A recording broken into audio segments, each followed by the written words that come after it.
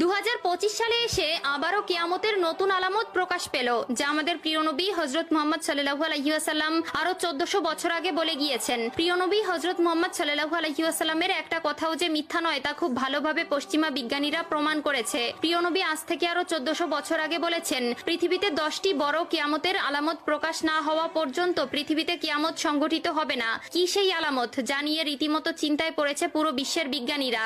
আপনি যদি একজন মুসলিম হয়ে থাকেন তবে ভুলেও ভিডিওটি এড়িয়ে যাবেন না, কারণ আমরা আজকে আপনাদের জানাতে চলেছি প্রকাশিত হওয়া সেই কিয়ামতের আলামত সম্পর্কে। আর আপনি যদি আমাদের প্রিয় নবী হযরত মুহাম্মদ সাল্লাল্লাহু আলাইহি ওয়াসাল্লামকে ভালোবেসে থাকেন তবে অবশ্যই কমেন্ট বক্সে আলহামদুলিল্লাহ কমেন্ট করবেন আর ভিডিওটি শেয়ার করে দিতে ভুলবেন না, কারণ আপনার একটি শেয়ারে আরো অনেক মুসলিম ভাই ও বোনেরা কিয়ামতের এই আলামত সম্পর্কে জানার সুযোগ পাবে। তো চলুন বেশি কথা না বলে শুরু করা যাক আজকের এই ভিডিও। হাদিসে বর্ণিত আছে, কিয়ামত সংঘটিত হওয়ার পূর্বে পুরো পৃথিবী থেকে পবিত্র আল কোরআন উঠিয়ে নেওয়া হবে। প্রিয় দর্শক, কিয়ামতের নিকটবর্তীতার প্রমাণ স্বরূপ কিছু আলামত প্রকাশ পাবে। এর মধ্যে কিছু হবে বড় আলামত, আবার কিছু হবে ছোট ছোট আলামত। ইতিমধ্যে পুরো বিশ্বে অসংখ্য কিয়ামতের ছোট আলামত প্রকাশিত হয়েছে। যেমন হাদিসে বর্ণিত আছে, আরবের বেদুইনরা অর্ধ উলঙ্গ অবস্থায় থাকবে, তবে তারা বড় বড় দালান কোঠা নির্মাণের প্রতিযোগিতায় নেমে পড়বে, এমনকি তাদের পায়ে জুতাও থাকবে না। বর্তমানে 2025 সালে কিয়ামতের নতুন যে আলামত প্রকাশ পেয়েছে তা হলো কিয়ামতের আগে পবিত্র আল কোরআন থেকে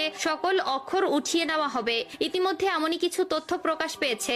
আজ থেকে প্রায় 1400 বছর আগে মহান আল্লাহ তাআলা হযরত মুহাম্মদ সাল্লাল্লাহু আলাইহি ওয়াসাল্লামের উপর কোরআন নাজিল করেন এবং আল্লাহ তাআলা ঘোষণা দেন কিয়ামতের আগ পর্যন্ত তিনি নিজেই তা সংরক্ষণ করবেন। আল্লাহ তাআলা পবিত্র আল কোরআনের মধ্যে বলেছেন, নিশ্চয়ই আমি কোরআন অবতীর্ণ করেছি এবং আমি এর সংরক্ষক। সূরা আল হিজর আয়াত নম্বর 9। কিন্তু এমন এক সময় আসবে যখন মানুষ কোরআন ভুলে যাবে। পৃথিবীতে এমন কেউ থাকবে না যে কোরআন স্মরণ করবে। তখন আল্লাহ তাআলা এই পৃথিবী থেকে কোরআন তুলে নিবেন। এরপর ইসরাফিল আলাইহিস সালাম সিংগায় ফুঁক দিবেন এবং এই মহাবিশ্ব ধ্বংস হয়ে যাবে। রাসূলুল্লাহ সাল্লাল্লাহু আলাইহি ওয়াসাল্লাম বলেছেন, রাতের অন্ধকারে কোরআন মানুষের বুক থেকে উঠিয়ে নেওয়া হবে, এমনকি মুসহাফের একটি আয়াতও পৃথিবীতে অবশিষ্ট থাকবে না। ইবনে মাজাহ হাদিস নম্বর 4050। কিয়ামতের আগে পৃথিবীতে কোনো মুমিন ব্যক্তি থাকবে না। কিয়ামত আসবে পৃথিবীর সবচেয়ে নিকৃষ্ট মানুষদের উপর।